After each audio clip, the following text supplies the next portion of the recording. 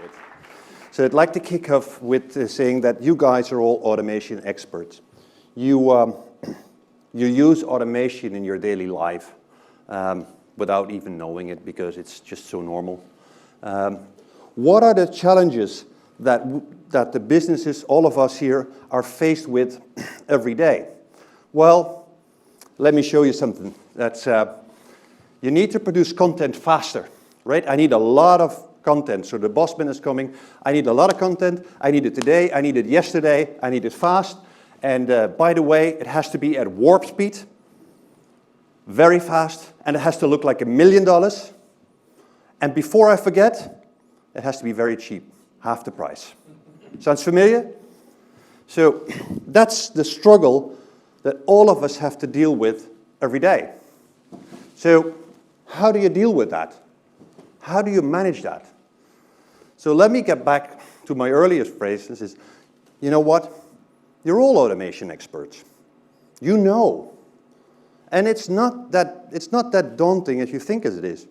It's not the big, hairy, scary monster that everybody thinks of when you think about automation. It's not. Depends how you look at it. And all of us, most of us, are looking at automation as something like robots, radical approaches, changing the business model forever, changing what I'm doing forever. And, when I start introducing automation to my business process, I'm very, very afraid that my whole current process starts tumbling down. It all falls apart. So there is a resistance to automation. And, well, again, you use automation every day. So when you get in the office in the morning, you get yourself a coffee, right? And nobody thinks about grinding the beans first and heating the water and, like in the morning, this morning, you got to your coffee machine, got a coffee and, and off I go, right? You don't even think about that, but that's automation for you, a little piece. Or maybe you have heard of these fancy devices called a washing machine, right? It's really spectacular. Yeah, you laugh. But nobody in their right mind thinks of a process like this when doing the laundry, right? Heating up the kettle, finding the water, the rubbing board, and try to clean the stuff. Then please tell me, why do photo studios look like some representation of this? There is a lot of room for error here. But the good news is, there's a lot of room for automation too.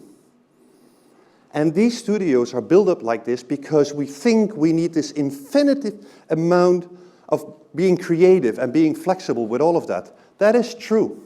That is true. But some parts do not add any value, and I'll get back to that a little later. Now, so how do you go about that? How do you do that?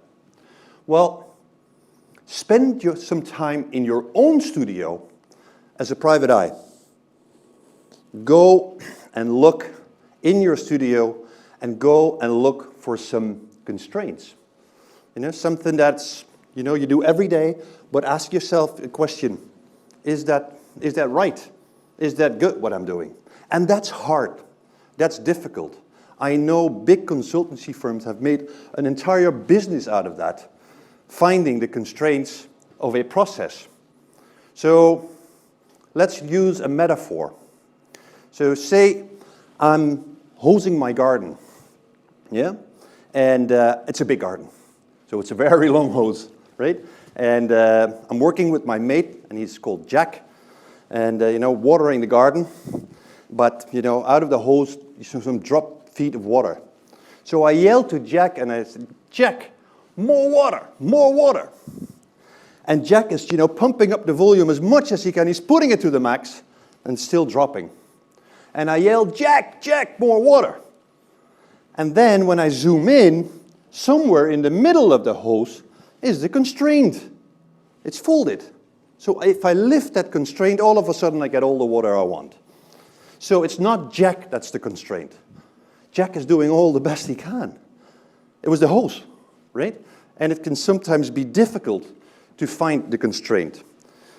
And there's a whole theory about that, and it's called Theory of Constraint. It's a book written in the 80s by Eli Goldratt. I can highly recommend it.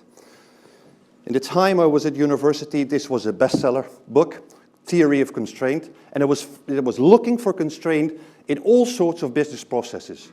And you can look at your studio as a manufacturing business.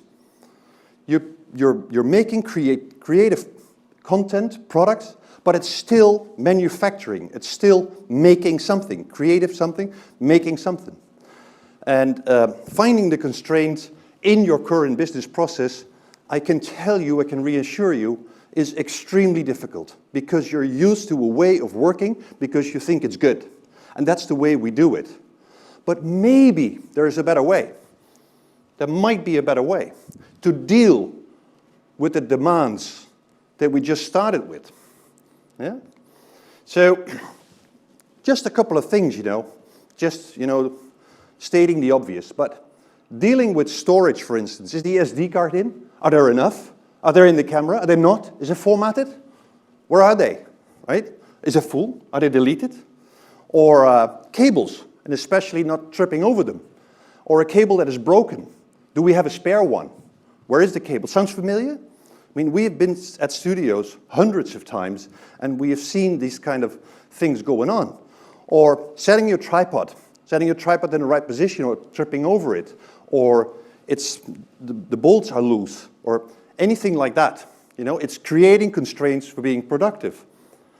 And we've seen in studios where they do on-model stills and on-model videos, we've seen models walking literally from one building to another, wearing a robe to come from one still shot to a video slot. How efficient is that? Honestly, And that's because it was built that way. But maybe it's not that efficient. Or, dealing with a camera. Camera is borrowed. Just an example. Jack, the famous Jack, borrowed the camera. And he borrowed the camera for an outdoor shoot. And he brought it back, but the settings were changed. So what were the settings that we applied the day before yesterday? Oh boy, I forgot. Let me find it. Let me look at it. Again, I'm spending time being not productive at all. Or file handling. It's PNG, TIFF, what files, where do I store them? All of that. So let me guide you through, a typical process like that. Just write it down, You start with your style of the product, your new session, you enter your name, your naming convention, you start with the real thing, the photography, you save it, you transfer it. And when you zoom in, you probably find some constraints here and there. You find the cluttering where it's stopping, where it's blocking you from being efficient, where it's blocking you from really delivering the throughput that you're after. So, now that I'm in the US, I thought, you know what? I'll just take a look at the car industry to bring the message home. And famous for car production. You guys. You know what? If it wasn't for this brilliant mind called Henry Ford, who invented the conveyor belt, right? Cars wouldn't have been produced that efficient. In the old days, when the first cars were produced, they were produced in a workshop. The car was there, and a lot of workers were just dancing around the car. The one was mounting the tires, the wheels, and the other one was doing the windshield, and then the windshield worker was in the way of the tire worker, and they were only able to produce anything between 5 and 10 cars a day, until Henry Ford invented something like the conveyor belt. And all of a sudden, the same car was produced, with the same quality, or even better quality, but 150 a day, 10 times more. Just because of that, just because he zoomed in to his current process and thought, that's maybe inefficient. So, were the cars less good? Absolutely not. The cars were great. So, it's basically down to find something well enough to be repeated and find a way of repeating it with minimal effort. Let that sink in for a moment. Digest that for a bit. And that'll help you to think through your current process. And of course, the $1 million question is, because we are working in a creative industry, can I still be creative?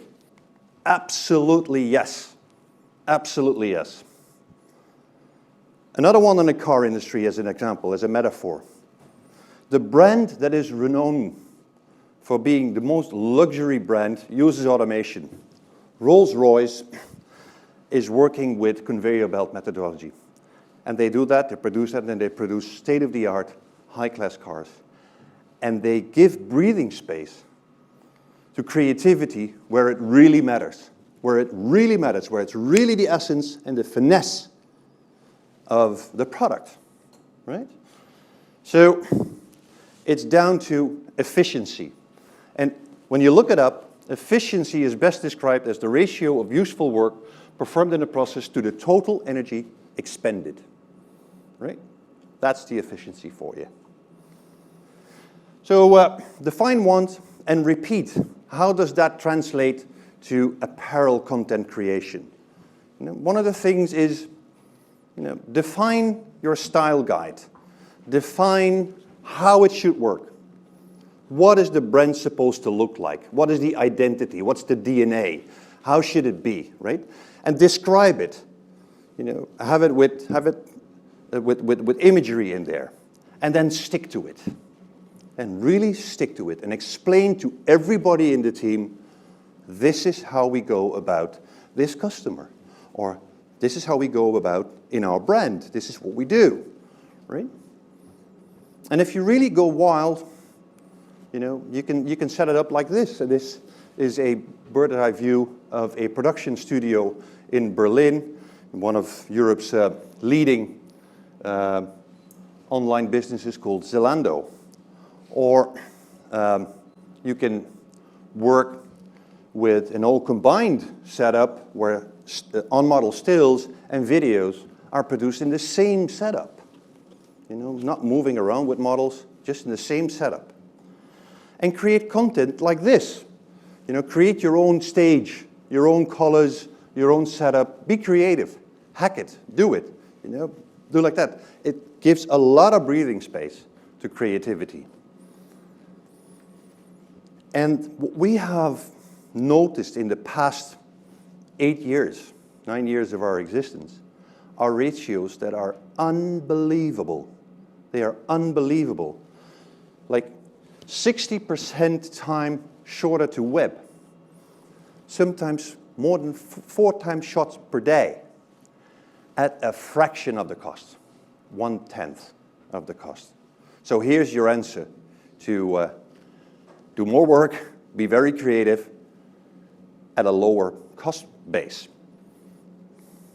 So it's not the monster. It's not the monster. Believe me, just depends how you look at it. Unless, you want to go back, and do the laundry the other way, but I highly recommend you use this little nice device. So in summary, ask yourself the question before you dive into a process like that, does it add creative value?